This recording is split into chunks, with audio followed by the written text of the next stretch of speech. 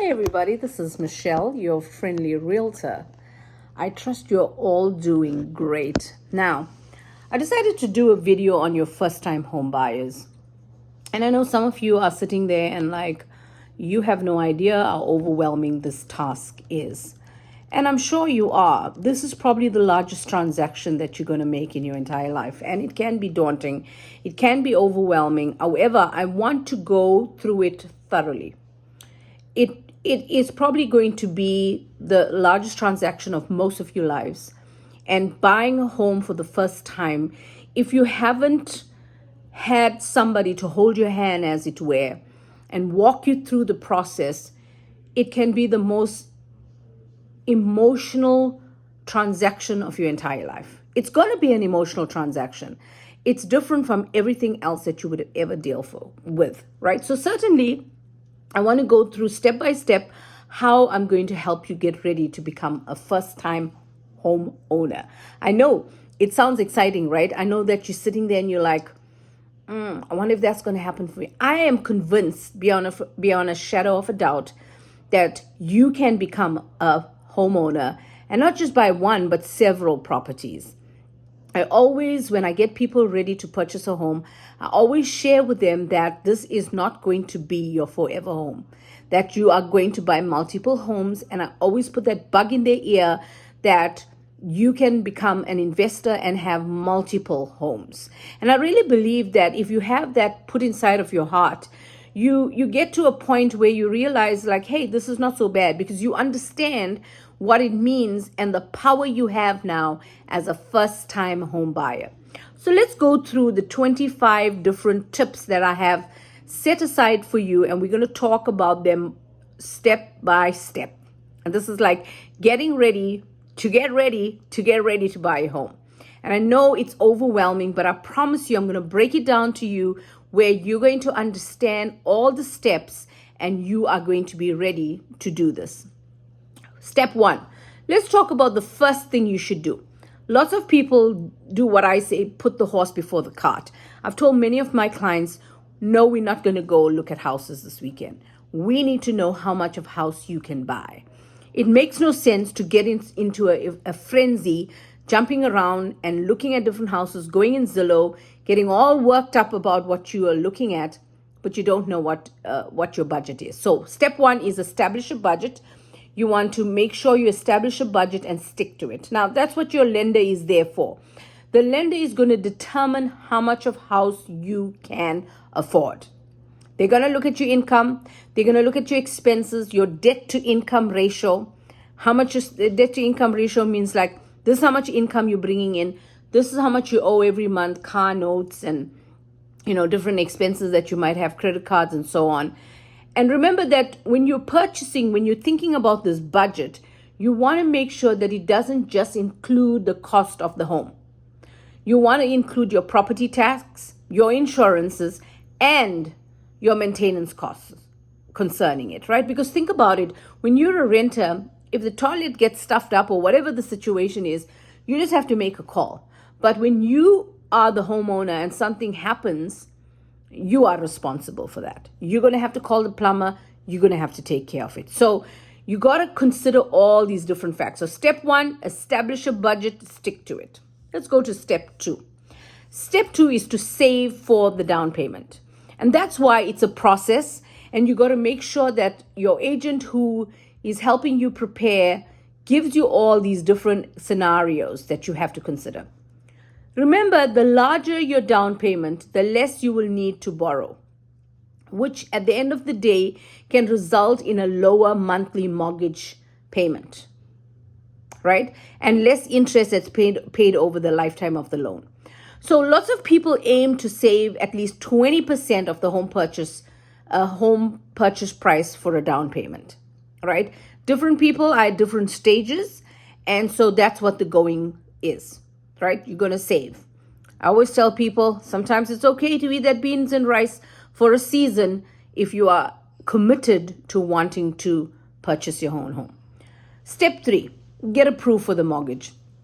This is absolutely vital. This is vital. This is something we don't play with. You got to get with the loan officer. The loan officer is going to be the one who's going to say, hey, listen, this is how much you're going to be able to purchase. So before you even start the home search, get a pre-approved for a mortgage, know how much you can borrow, know what the interest rate is, and this will make the home buying process smoother and definitely faster. Okay, so the next step is step 4. We have now at step 4 where we're going to research the neighborhood. I've mentioned this many times to my clients. I always tell them, listen, you want to remember that I can send you homes. I can go do door knocking for you. I can send you all sorts of different homes that comes available. However, at the end of the day, you're living there, not me. I have my own neighborhood. If this is where you want to live, that means you're going to have to visit those neighborhoods. That means you're going to have to do your own research. You're going to have to get on sites like niche.com and different ones that are out there. We are in Atlanta. We look at greater Atlanta schools, I think it is.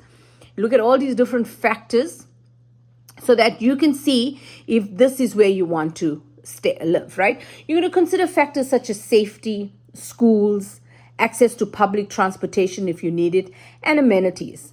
Some people, this is not important. Amenities might not be important to you. Other people, this is vital. They want to be a part of a swim and tennis and so on, right? So you're going to have to sit down, figure this thing out, figure out what the commute is to your work, figure out if this is the school that your child really wants to be in, and so on. Okay, step number 5, work with a reputable realtor. Vital, right? Sometimes I've had situations where I ran the person around, showed them several homes, and they're getting ready to put an offer on a home, and they go, oh, you know what, my cousin got a license and I'm going to go with them. Okay, I understand you want to be faithful to your family. However, that person that just got out of real estate school might not be ready to negotiate and get you what you need to get. Okay, so you want a good realtor that can help you navigate the home buying process and negotiate with sellers and provide valuable advice. It is vital that your realtor has some lit negotiating skills. Vital. If they cannot negotiate and fight for you, there's no point. It's not about just writing a contract. It's how you write that contract. Okay, so number 6, you want to attend open houses. So I would say that even before you select your agent, you're going to interview and find this agent that you want to work with, and hopefully it's going to be me, right? Because before you get to that point, I suggest you start getting into the habit of going to open houses. Now, if you go on Zillow and different real estate websites, you will find that they will inform you when there's going to be an open house in a particular area that you're searching in. So what you would do is make sure that you start visiting into these open houses, go in there, get a better sense of what homes are available, your desired location, your price point, start talking to the listing agent, ask questions about the home, try and get as much information as you possibly can. Number 7, consider all the cost of owning a home. We talked about this. We talked about property tax. We talked about the insurance. We talked about maintenance. These costs can quickly add up and must be factored into your budget. Determine the must-haves and deal breakers in a home. Make a list of what you're looking for in a home, such as the number of beds and bathrooms, the layouts. Maybe you have somebody in the home that cannot walk upstairs, right? They have issues with their knees or whatever. Well, you have to consider a ranch. Having a split level or a 2-story is not going to work out for you. You're going to have to figure out something that is, single level, and that person doesn't have to climb upstairs, right? Amenities, maybe that's important to you. Maybe you have a dog, you have a fur baby. There's also certain HOAs have restrictions of what types of dogs is allowed into that neighborhood. You might have a dog that does not qualify. Well, are you prepared to give your dog up, or do you have to look outside of that neighborhood? So these are the factors that you have to figure out what is a deal breaker. What can you live with and what can you not live with? You have to decide it. And sometimes you might have this vision and picture in your head of everything that you want. And there are going to be times where you're going to have to give some things up. It's just part of the way the inventory is right now, such a shortage of inventory that you don't really have the opportunity to find everything you want. You might have to compromise on certain things. Okay, so be prepared, like I said, to compromise on some of your preferences. Maybe you really want a 5-bedroom home because you wanted 4 bedrooms for the family, but you wanted that 5th one to be a home office. You might have to compromise a little bit, and you might have to take that formal dining room and create it and make it into an office. Maybe your family doesn't use a formal dining room, as most families kind of stay away from that. Then maybe you need to consider creating a home office from that one space that is available. And that's okay. You have to consider some of the, and be willing to make some compromise when it comes to finding the right home. Okay, the next step, 10, which is get a home inspection. Now, we have the due diligence period. It's usually 3 to 5 days where anybody, the seller or the buyer, can step out and say, hey, listen, I'm not going to go ahead and do this. I don't think this house is for me. You don't have to give a reason. You just can get out of the contract. So when that happens, during that due diligence period, you want to get a reputable inspector. And when I say reputable inspector, this is very important. They say you get what you pay for. And that's so true. Not all inspectors, just like not all realtors, are exactly the same. You want to go with that reputable company that will check different things that some other guys might overlook, right? If there's a basement, you want to go and do all the different tests. You want to make sure, the termites is very prevalent here in Georgia. You want to make sure that all those tests are done, okay? So don't substitute or don't downplay it. I remember one time I had a homeowner, she sold and then she went ahead and bought. And I'm not sure what happened, but she just said to me, she was on a tight budget, and she said, I'm not doing the inspection. And I said, I really think you should do the inspection. Thank God I had a thread of emails begging her to borrow the money, get it done. She said no, she was going to do it with a relative. Well, after about 2 or 3 months, she had moved into the home. There was a major rain that caused the house to flood. And guess what she did? She contacted my broker and complained on me. But again, I'm a smart and savvy agent. I kept records of the communication that we had. And it was very clear that I insisted she do an inspection and she chose not to. Right? She was blaming me and trying to see if she can get money out of the broker. You know what, people? These things happen, and when your agent advises you to do something, think twice before you go like trying to pinch some pennies, okay? So remember, the inspection can reveal any potential issues that the home may have and affect its value and or its safety. Very important, right? I talk about the 3 areas: mechanical. It just went out of my head.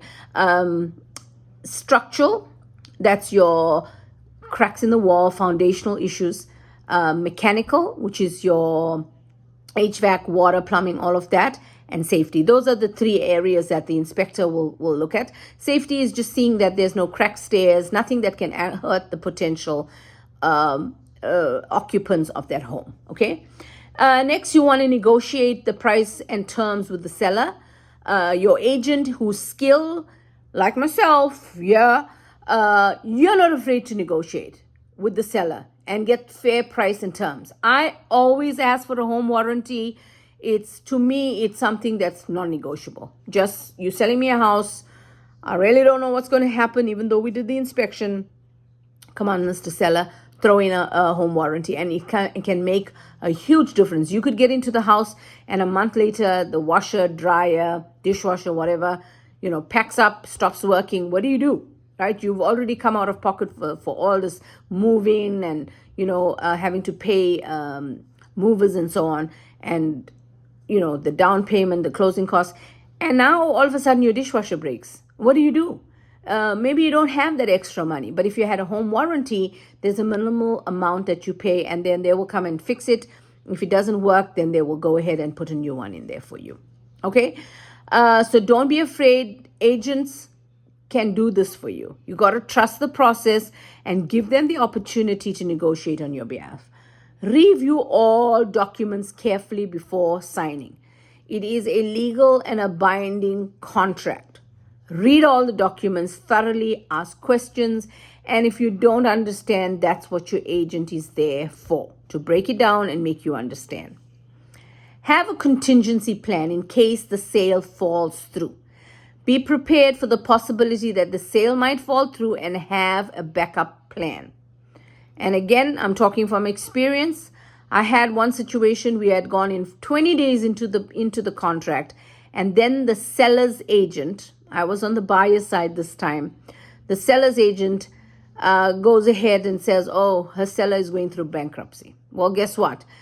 The process that we thought was going to happen in 30 days took about 90 days before we were able to close. So you want to always have a plan B. The seller could get sick and something could happen and they could say, we're not selling anymore. What do? Always have a backup plan. Okay, when it comes to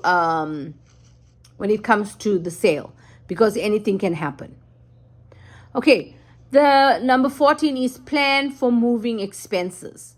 Okay, moving can be expensive, so factor in the cost of hiring movers. You might have some special equipment. You want to make sure that the equipment is, special blankets and bubble wrap and all the stuff that you need.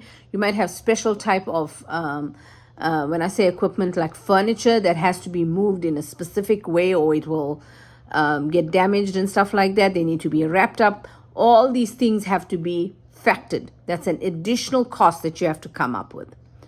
Point 15, set up utilities. And this is very, very important. You want to set up your utilities, internet services ahead of time. Especially those of you that work from home, you want to make sure that you contact the utility and internet providers well in advance and ensure that your services are set before you move in. I think that's the worst thing, is to actually move into the home and then like, oh my gosh, what do? Water, electricity. I had one person that moved into the house, the electricity was on, they forgot to switch it over to themselves. Well, guess what? 3 days later, they got so caught up in moving and stuff. 3 days later, there's like no power. They call me up. Oh, what do we do? What do we do? The power. I said, did you switch it? No. Well, that's what you need to do. You need to go switch it, right? So that's something that you need to. If you work from home, you want to set up the internet way before you get there so that there's no delays and stuff like that. Okay, take advantage of the first-time home buyers programs or incentives. Many states and municipalities offer programs that can help your first-time home buyer with down payment assistance, closing costs, and other incentives. We are at a stage right now where the buyers are able to get some closing costs from the sellers. That wasn't happening very much, but we're moving back towards that. If you do not ask, you're not going to get it. So you got to have an agent who asks for these things, right? Make sure, even if you are, a first-time home buyer that's a veteran, there's incentives for you. You might be a teacher, you might be a nurse, you could be a firefighter or something of that nature. All of those are called hometown heroes, and there is incentives for you guys. But if your agent is not aware of it and doesn't bring it to your attention, you can lose out on that free money. You want to make sure that you get whatever is out there free. In the state of Georgia, we have a couple. We have something called the Chenoa. It's a down payment assistance program. We have the Georgia Dream, and we have the Georgia Homestretch. And I don't want to go into details of how these programs work, except to say that I have used it before with my clients. And yes, it is free money. And yes, it works. Okay. Sometimes it's good to consider future resale value of the home. Even if you do not plan on selling that home anytime soon, always think about what will this house be worth in the future in case you want to sell it, right? Remember, so many factors add up. Is it a house that you could use as an investment property? Are there rental restrictions on that home? Is it the school district? What is it that's a future person is going to want to purchase that home? What if your family grows and now the starter home that you bought is not big enough and you're going to have to leave in 3 or 4 years' time? You're going to know that just as much as you fell in love with that house, somebody else is going to want that house. So while you're there, you want to make sure that you ask those questions to your realtor and say, hey, what do you think this will be worth if I try to sell it in a few years' time? And they'll probably give you a projection, okay? Understand the process of buying a home from making an offer to the closing. You have to get familiar with the home buying process so that you know what to expect. I literally, for my first time home buyers, I have like a board of like a Monopoly board that I made for my clients. I used to be a teacher, so I always think I have to teach you something. I laminate it, and I give it to my clients and I say, put it on your fridge. This is going to help you step by step. You can literally put a check mark as you go.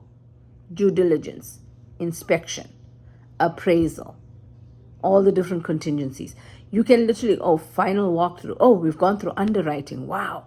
All these different things, you go through it. So you got to understand. So when a realtor says, you got to do an inspection, you go like, what? I don't have $500. You should have been prepared, and you should have that money set aside for you. Okay? So make sure that you understand what the process is. Know your credit score and work to improve it, right? A good credit score can help you get a better interest rate on your mortgage. Please remember that. And that's why we make it such a big deal, so that you make sure your mortgage rate is looking good. Okay, also consider getting the home warranty. We spoke about it already, of how the home warranty can add an additional protection against unexpected repairs and maintenance quotes, right?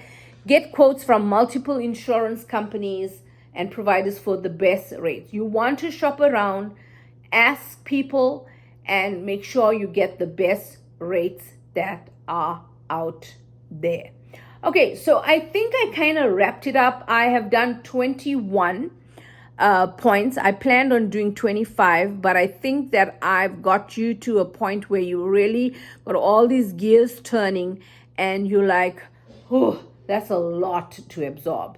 The other thing, if I should add more, at 22, I'll tell you that don't go and open any accounts. Don't open any accounts. Don't stand proxy for anybody. 23. 24, do not change your job. Stay in your job. And 25, don't go open any more accounts. Just whatever the lender says to you, stick to it. If he says this amount of money sits there, do not touch it, do not touch it. I've had all sorts of things at the closing table where people have had to deal with all those different things. Okay, so I hope you learned something. It has been an awesome opportunity to share with you. I think I went a little bit more than I planned on going in terms of time, but it really was a pleasure to share with you the 25 tips of being a first-time home buyer. This is Michelle, your friendly realtor, coming to you live always from Gwinnett County and letting you know that I'm there. I'm your friendly realtor. I treat all my clients like they are my very own family. Wishing you all the best as you start this process of becoming a first-time home buyer.